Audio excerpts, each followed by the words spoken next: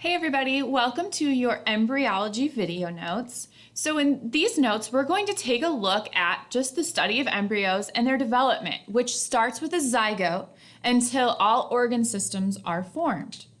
So before we get into that though, we need to talk a little bit about the history, keeping in mind that science technology has also evolved over time. So starting with the pre-formationist ideas, they actually believed that gametes contained a mini human. Kind of creepy to think about, right? Well, as technology advanced, they found that that wasn't the case. And then we had our epigenesis. So this just means that the egg contained the all-important info, which still didn't bring in that fertilization from a sperm cell.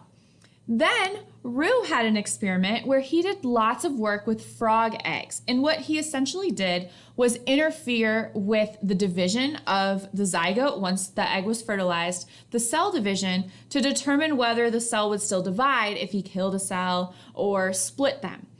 He also kind of founded some of the information about chromosomes and how heredity is passed on.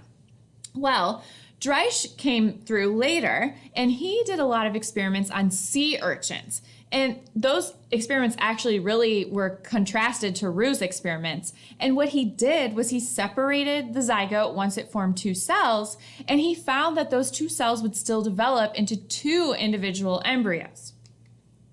All right, so let's talk about a couple basic definitions. So a gamete is simply a sex cell. So an egg or a sperm cell is a gamete.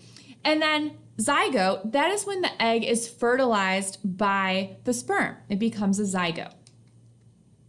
Let's do a little biology review now before we get into the details of embryology. So first of all, we should know that production of germ cells or gametes happens through meiosis. Hopefully you remember this from biology.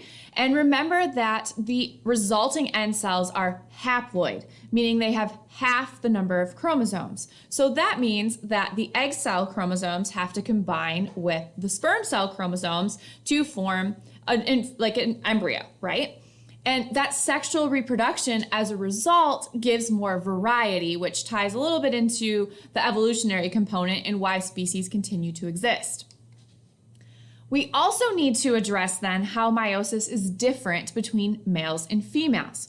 Females go through something called oogenesis, and this is where meiosis starts with one cell and it makes four, but only one of those is usable, right? So you get one egg, which can be used, and three polar bodies. We can't use those.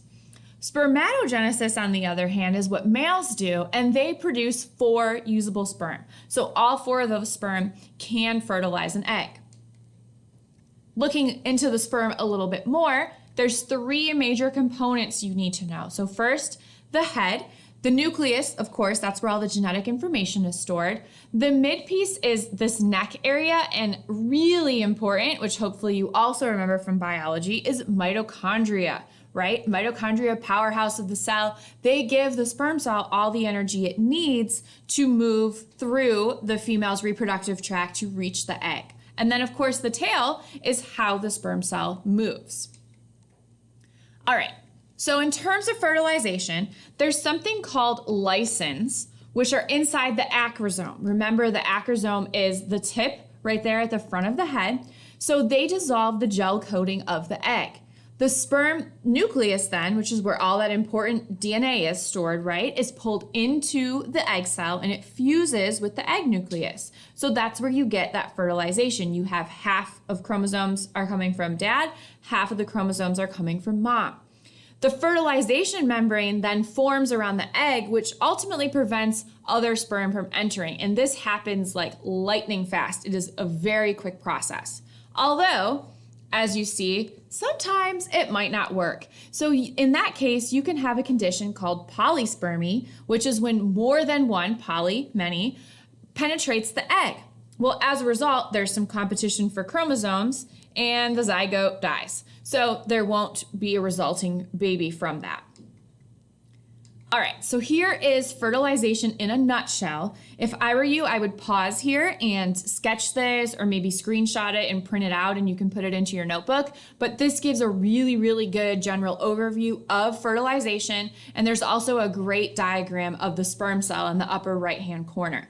But essentially it shows step 1 starts here. Sperm approaches the egg, talks about the digestion at 2, talks about binding 3, 4 is when the membranes fuse, 5 is when the nucleus enters, 6 is the fertilization membrane that forms.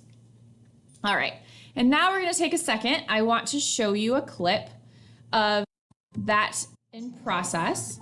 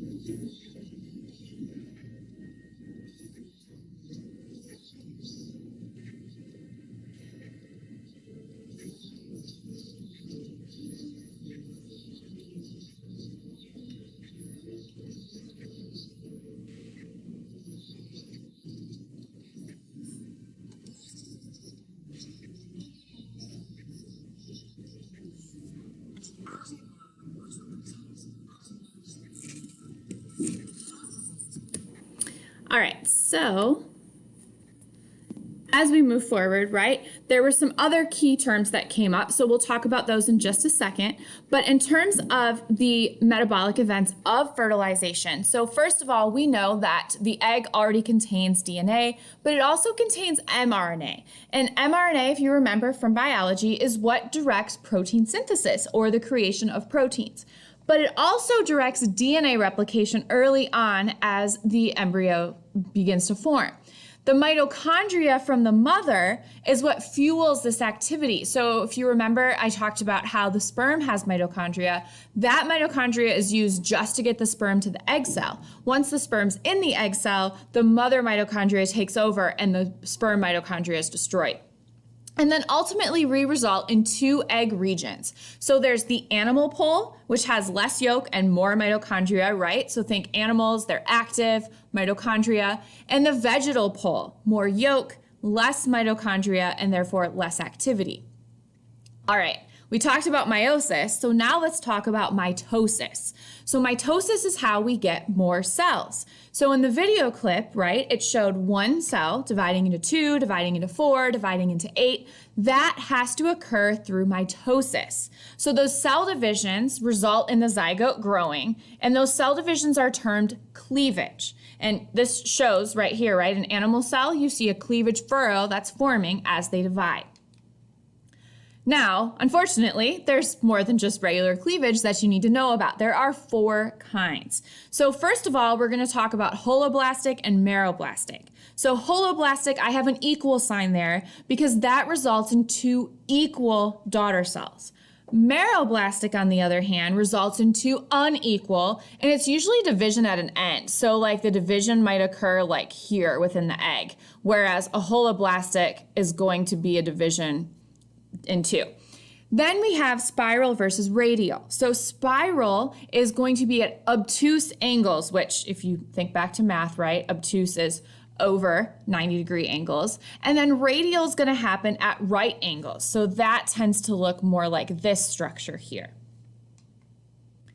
There's also 2 different types of development you should be aware of. So there's determinate and indeterminate.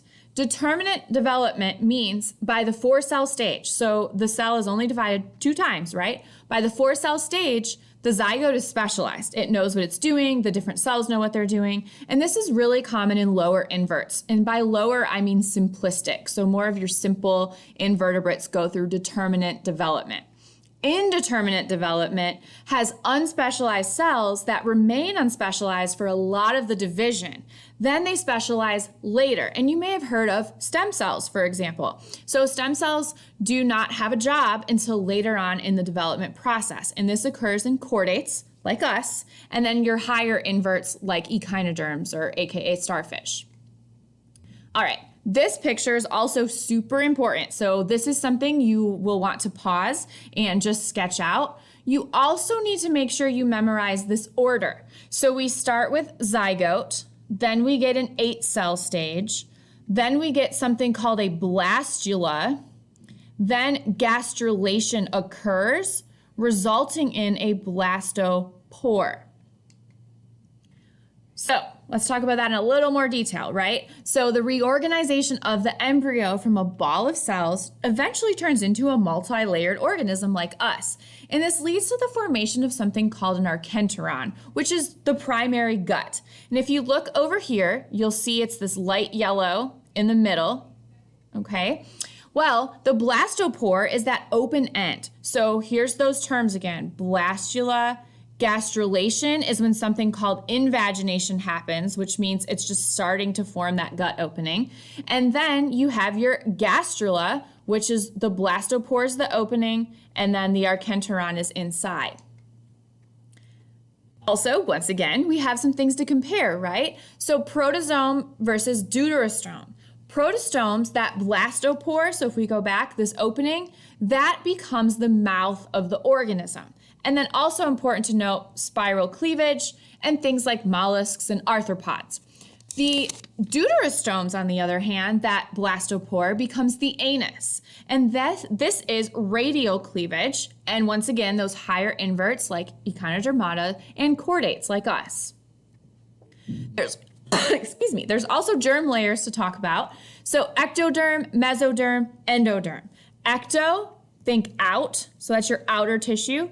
Meso, middle, and endo is your inner. And then that just breaks down what each one becomes to. Obviously, your ectoderm is going to be your epidermis, your skin. Your mesoderm is your interior things, some of your reproductive organs. And then endoderm is those way interior, like your gut tract, your respiratory tract. Organogenesis is also something that occurs more in vertebrates, right? Because these other organisms don't necessarily have organ systems. So these germ layers are eventually going to differentiate into organs. And this is primarily a really, really important step in vertebrates because it forms the neural system, which is our brain, our spinal cord, our dorsal hollow nerve cord. All of those things form here. So neurulation is a more specific form of that in terms of that dorsal hollow nerve cord forming. And this is present in cephalochordates, hemichordates, and chordates, which we'll get to later on in the course. And this image over here just kind of shows you how that happens. So we start at step 1, step 2, and step 3. You see that indentation there, and that eventually becomes that hollow opening. Apoptosis is another thing that should be familiar to you, but this is programmed cell death or cell suicide. And enzymes are going to trigger this death, and the most common example you should know about is the separation of fingers and toes. So in this organism here developing in the womb, you see this zoomed in picture, those cells there are starting to die off, which will eventually form separate appendages on the hand. If you've ever known anybody with webbed toes, for example, apoptosis didn't occur like it was supposed to when they were developing in the womb. And then determination versus differentiation. There's lots of words I know in this unit, so it's really important to also keep these two separate. So determination is when an undifferentiated cell is just assigned to what it's going to be. Are you a nerve cell? Are you a blood cell? What are you going to be? Whereas differentiation is the proteins that allow these cells to actually develop into their mature form. And just important to note that determination precedes or happens before differentiation. So first the cells are told what they're doing, then they actually change into what they need to do. And lastly, just a little bit about the amniotic egg. So this has allowed some animals, reptiles, birds, and mammals to make the shift to land full time because they don't need water like fish and amphibians. And this is just usually a shell with 4 membranes. Reptiles and birds have shells. Mammals have further developed to where there's now internal development with a uterus. And that is it for your notes.